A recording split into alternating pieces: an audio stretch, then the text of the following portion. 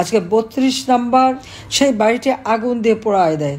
ওই আগুনটা প্রথম যে লাগিয়েছিল সে কিন্তু বিএনপির, সে ছবি তুলে আবার তারিখ জেকে পাঠায় প্রমাণসহ। কিন্তু দুর্ভাগ্যের বিষয় যে এই বাড়িটি রক্ষা করার চেষ্টা কেউ করলো না। সেখানে পুলিশ, সেখানে সেনাবাহিনী। এরপর আবার এটা 5ই ফেব্রুয়ারি 2025 সালে বুলডোজার দিয়ে বাড়িটি ভাঙা হয়। তখনও পুলিশ আর আর্মি সারি সারি দাঁড়িয়ে আছে।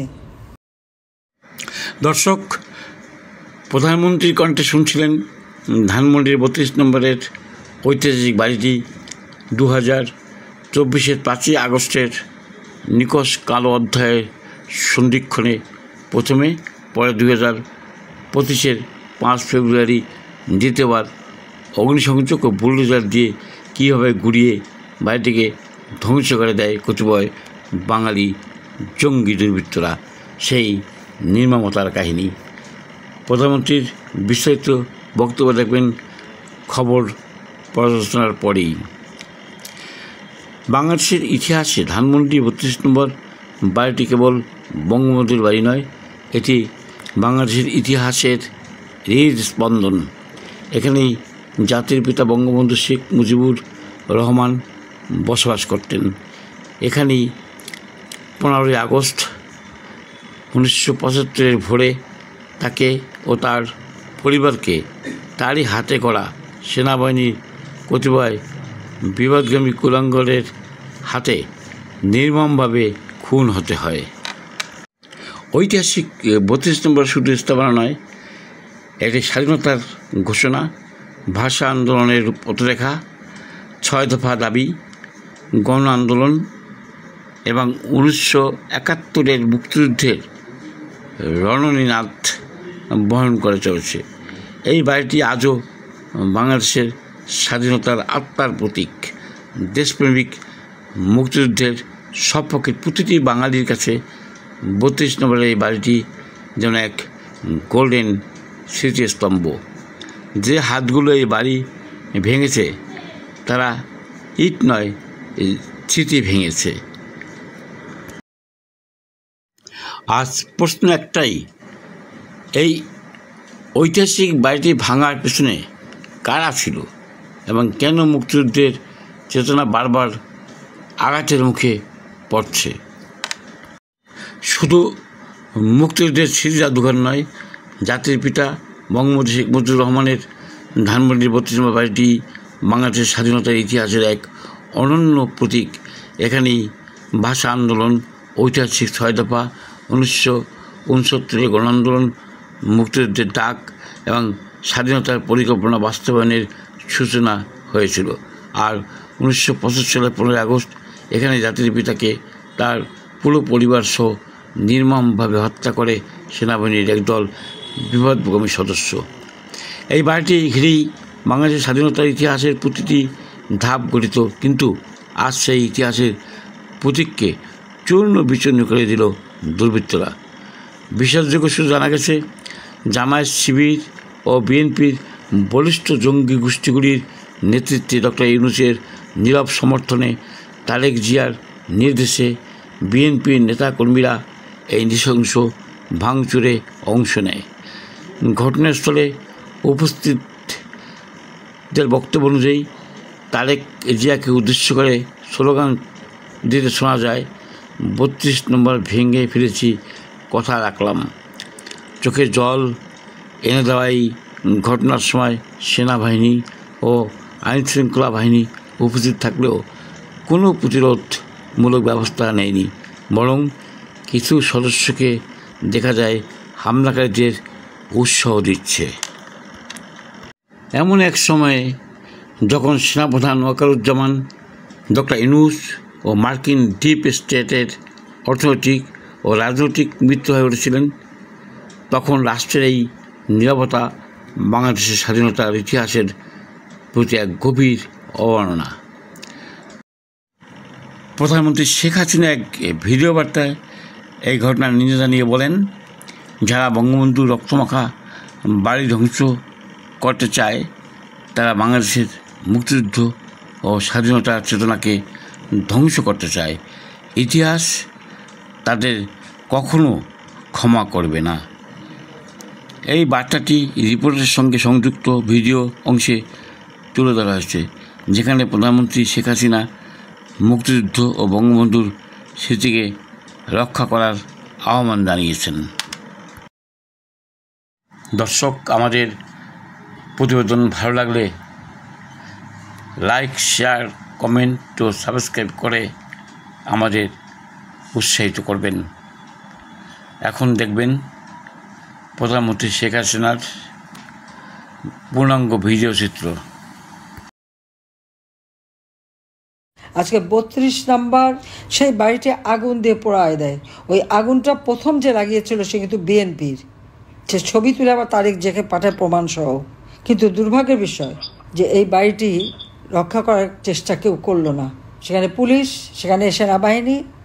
এরপর আবার এটা 5ই ফেব্রুয়ারি 2025 সালে বুলডোজার দিয়ে বাড়িটি ভাঙা হয়। তখনও পুলিশ আর আর্মি সারি সারি দাঁড়িয়ে আছে, কিন্তু তারা ঠেকায়নি। এবং হাতুড়ি নিয়ে নিয়ে যারা বাড়ি ভাঙে, আপনারা চেহারাগুলি দেখেন, অধিকাংশই হচ্ছে বিএনপির লোকজন। এবং চেহারা তারা স্লোগানও দেয় যে তারেক জিয়াকে উদ্দেশ্য করে বলে যে তাকে কথা দিয়েছি, 32 নম্বর দখল করেছি। কাজে আপনারা বুঝতেই পারেন যে এই ধ্বংসাত্মক কাজের পিছনে ইউনূস আর তার দোসর তারেক জিয়া এবং সেই সাথে জামাত শিবির আমাদের না হলেও 15-20 হাজার নেতাকর্মীর উপর হামলা করে এবং তাদের হত্যা করে, গুম করে, লাশ 32 নম্বর আগুন দিয়ে পোড়ায়। 3টি লাশ পড়ে থাকে রাস্তার উপরে। যখন একে একে মানুষের লাশ পড়তে শুরু করে এবং তখন গণভবনও তারা দখল করবে, হামলা করবে। স্বাভাবিকভাবে আমাদের নিরাপত্তায় যারা ছিল তারা সেখানে অস্থির হয়ে পড়ে এবং এক পর্যায়ে ওখান থেকে আমাকে সরিয়ে আনে।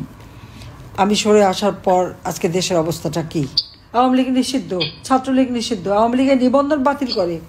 আওয়ামী লীগের নিবন্ধন বাতিল করার ইউনূসকে, ডক্টর ইউনূসকে আমি সেটা জিজ্ঞেস করি, সে কি জনগণের ম্যান্ডেট নিয়ে ক্ষমতা এসেছে? সে কি সাংবিধানিকভাবে ক্ষমতা এসেছে? আমরা তো জনগণের নির্বাচিত প্রতিনিধি। আমি তো জনগণের ভোটে নির্বাচিত, সংসদ কর্তৃক স্বীকৃত আমি প্রধানমন্ত্রী। ইউনূস তো তার মেটিকুলাস ডিজাইনের মাধ্যমে জঙ্গিদের সাথে নিয়ে এবং বিএনপি জামাতকে সাথে নিয়ে সে ক্ষমতা দখল করেছে। তার কি অধিকার আছে আওয়ামী লীগকে ব্যান করার? তার কি অধিকার আছে আওয়ামী লীগের নিবন্ধন বাতিল করবার? আওয়ামী লীগ যদি দেশ স্বাধীন না করতো তাহলে কি ওই বাংলাদেশে কখনো নিজেদের নির্বাচন কমিশন গঠিত হতো?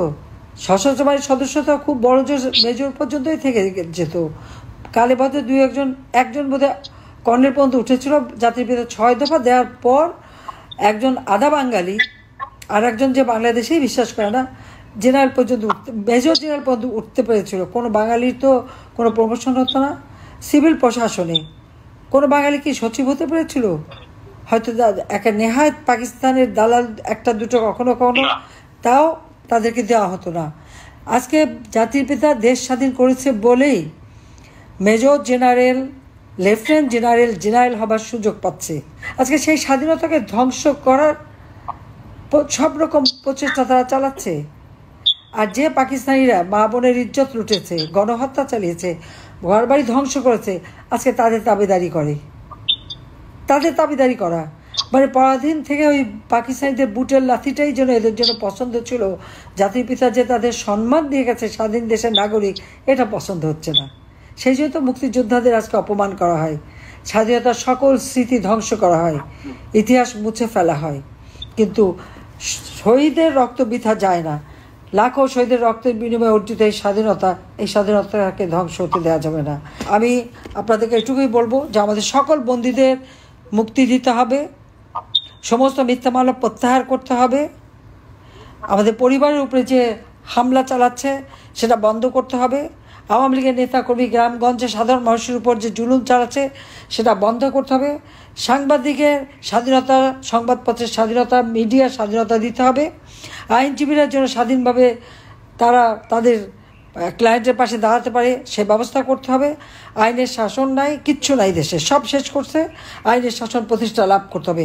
আমি জানি ইউনূস এ ব্যাপারে ব্যর্থ, সে পারবে না। কাজে তাকে হটিয়ে দিয়ে বাংলাদেশে জনগণ যেহেতু নির্বাচন চায়, আমি যদিও এখনও প্রধানমন্ত্রী, আমি রিজাইন করি নাই, তারপর আমি বলবো বাংলাদেশের মানুষের চাহিদাটাই আমার কাছে গুরুত্বপূর্ণ।